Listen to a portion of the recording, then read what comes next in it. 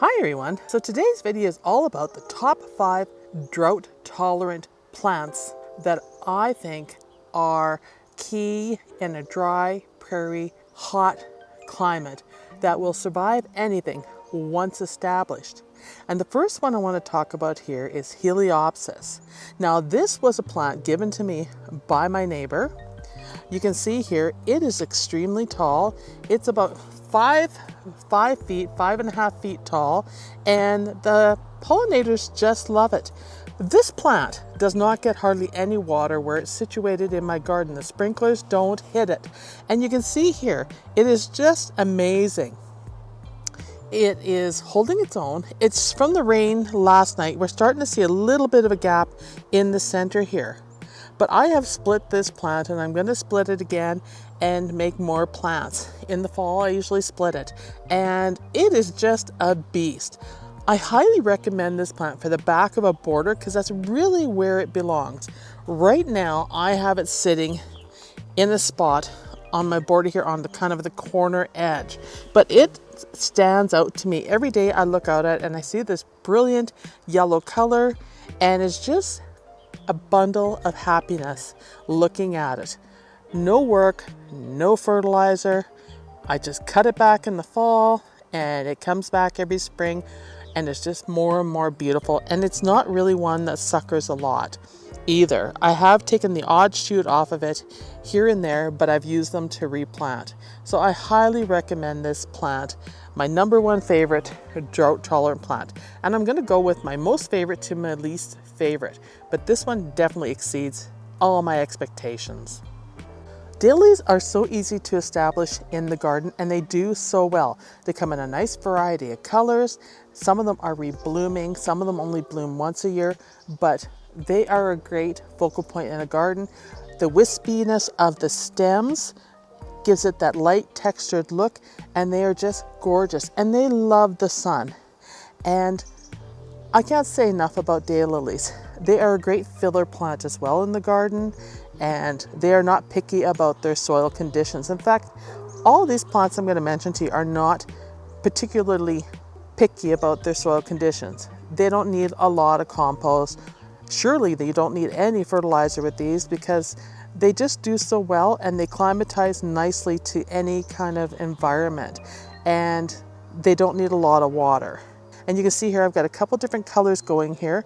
I have a yellow in here, and I have this, and I'll show you a couple more that I have that are kind of cool. This one has been in my back garden for years. There's 2 huge mounds of it, and it is really time to divide it. But I've just had a hard time bringing myself to do it because it is just so robust and so full that it just blooms and blooms for days on end. And you can see here, lots of buds on these. There's a lot of spent buds too, but still a lot on it. Number 3 is Veronica. These are beautiful plants. They stay in their current shape. They do get larger, but they don't spread all over, and they come in a variety of lavenders, pinks, whites, and purples, with the purple being one of my favorites. And as they age, they eventually, you will see here from the stems that the flowers are only at the top, but you can cut them back and again they will rebloom. So these are a staple in the garden if you want color. They don't seem to be bothered by the wind. They are not bothered by soil condition, and they just bloom and bloom and bloom. So that would be number 3 of my top 5 perennials for the garden that are drought tolerant. I'm pretty sure you guys could bet that Yarrow was going to be on my list for drought tolerant plants. And there's a reason so, because it just will bloom and bloom and bloom all summer long if you keep cutting it back and cut the spent flowers off. You can see here, this is my purple one I've had for many, many years, and I keep taking pieces of it and starting it in other areas of the garden. And it loves its life in my back garden here, and the flowers are gorgeous. And as they grow, they start out with being really nice deep purples, and then they carefully fade down to a light pink here. And you can see some of the different colors in it here. It's soft and it's lovely, and this one in particular looks great with roses. Here's some more yarrow that's just about ready to be cut back, and you can see the brilliant colors of it. You can't have enough of it in the garden, and so easy to grow. Cut it back in the fall, let it do its thing. After it's done blooming, cut off the flower heads and leave the other flowers to grow, because it will have shoots coming off the sides and it will continue to bloom all season long. And as you can see, the pollinators are loving it. Catmint comes in a variety of colors and a variety of sizes, and this in particular is a pink catmint, and you can see here it's just finishing up its blooms, and then I will cut it back, and it's very, very pretty, very hardy. It doesn't mind the dry conditions, and you can divide it and make more plants. And I think pink is very hard to find. It's just a nice mounding habit, and I just love looking at it. It's very delicate. The color really stands out here next to the status that I grew from seed. It really brings the catmint out, and you can see how the pinks are complementing each other. So definitely you want to add catmint or Nepeta to your garden. I love the hardy Dianthus. This particular variety here, I do not have to protect for the winter, and it just blooms and blooms and blooms as long as I keep cutting the spent blooms off. And it has a beautiful mounding habit along with the silver gray foliage. You can see here I just cut it back, and I need to cut a bit more back, but the colors are amazing. And now they're starting to come in a variety of colors. Like I do have a yellow one, and then you can always buy the pinks, and I just planted a bunch of the pinks in another bed, and they aren't in bloom yet. I got them on sale, and I thought they'd be a beautiful addition. They're perfect at the front of a flower bed to provide that pop of color. You got to be careful with Dianthus though, because I find there are a lot of them in the stores that are really not hardy to my area, so keep an eye out on the zones that they are suitable for, and make sure that you buy those ones only. If you do end up buying something that isn't meant for your climate, best bet is to protect it for the winter, which means you want to cover it over with mulch or leaves really well to protect it, and make sure that the mulch is firmly put in place. You can use a tarp to cover it.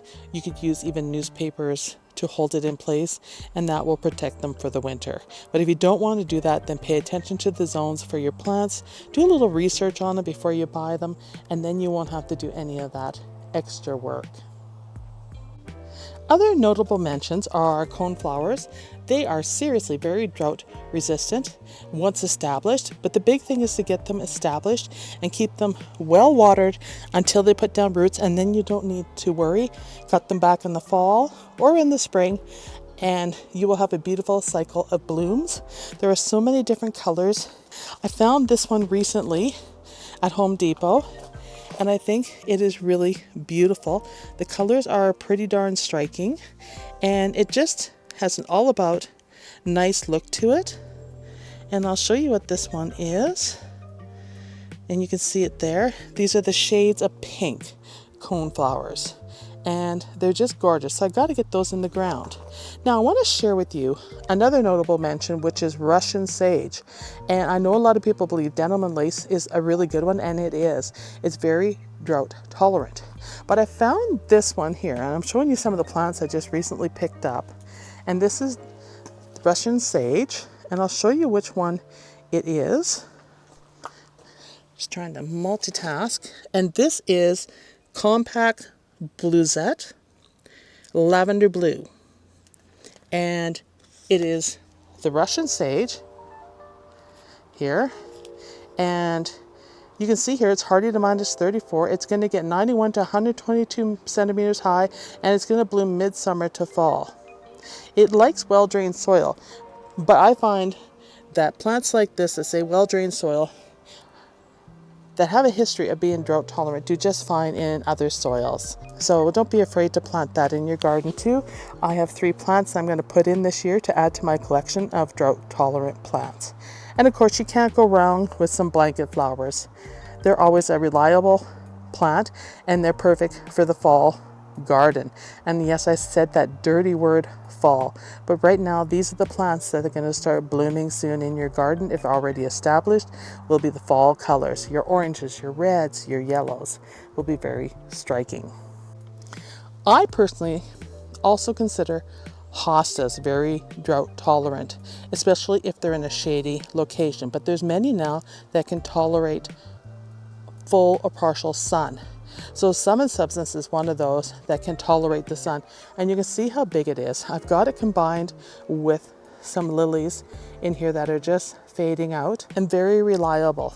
You can grow it anywhere. So I really shouldn't say 5 top drought tolerant plants, because I mean there's so many, but these are the ones I've been able to grow with no trouble that tolerate my conditions here on the prairies, and I'm a zone 3B or 4 with the new zones.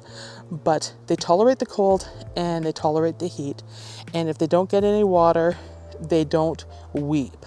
They're very happy once established. And finally, another one that I want to mention is sedums.